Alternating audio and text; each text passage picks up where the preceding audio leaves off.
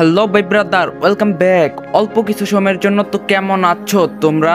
মাসুদ বলল, কেন আসলে কি হবে? তুমি তো আমার হবু বউ, আমার তো অধিকার আছে।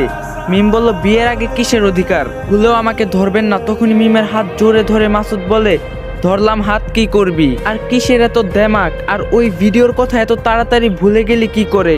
ভিডিওর কথা শুনে মিম সাথে সাথে ভয়ে চুপসে গেল আর কাঁদতে কাঁদতে বলল, মিম বলল, তুই একটা ছোট লোক, আমার ইজ্জতের জিম্মা রেখে আমার দেহটাই পাবি, কিন্তু ভালোবাসা কখনোই পাবি না। তখন মাসুদ বলল, কে চায় তোর ভালোবাসা? আমি শুধু তোর শরীরটাই চাই। মিম বলল, আমি যদি আগে বুঝতে পারতাম তবে। মাসুদ বলল, তবে কিছুই করতে পারতে না, আর তোমাকে বিয়ে না করলে আমার কিছুই হবে না। তাকে ভালো করেই বুঝতে পারবে, আর বুঝেই বা কি করবে? তুমি তো একটা নষ্টা মেয়ে। মিম বলল, আর যদি একটা খারাপ কথা বলিস তাহলে? মাসুদ বলল, কি বা আর করবে?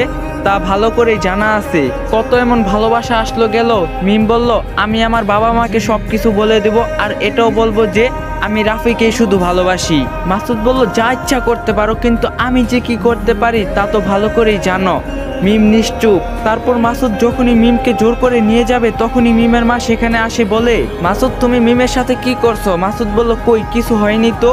মিমের মা বলল, তাহলে তুমি মিমের হাত ধরে টানছো কেন? মাসুদ বলল, আসলে ওকে আমি বললাম চলো একটু বাইরে থেকে ঘুরে আসি, কিন্তু ও যেতেই চাচ্ছে না তাই। মিমের মা বলল, আচ্ছা, না যেতে চাইলে জোর করার কোনো দরকার নাই। তারপর মিম সেখান থেকে দৌড়ে চলে গেল। তা দেখে মিমের মা একটু অবাক হয়। মিম তার রুমের দরজা আটকে কাঁদতে থাকে। সে তখন খাটের পাশে একটা টেডি বিয়ার দেখতে পায়, কিন্তু তাকে কে টেডি বিয়ার দিল? কারণ তার জন্মদিনে তো সবাই অনেক দামি দামি গিফট দেয়, তাহলে এটাকে তাকে উপহার দিল। তারপর সে তার পাশে একটা চিরকুট দেখলো। তারপর সে তা খুলে দেখলো কি যেন লেখা আছে সেখানে।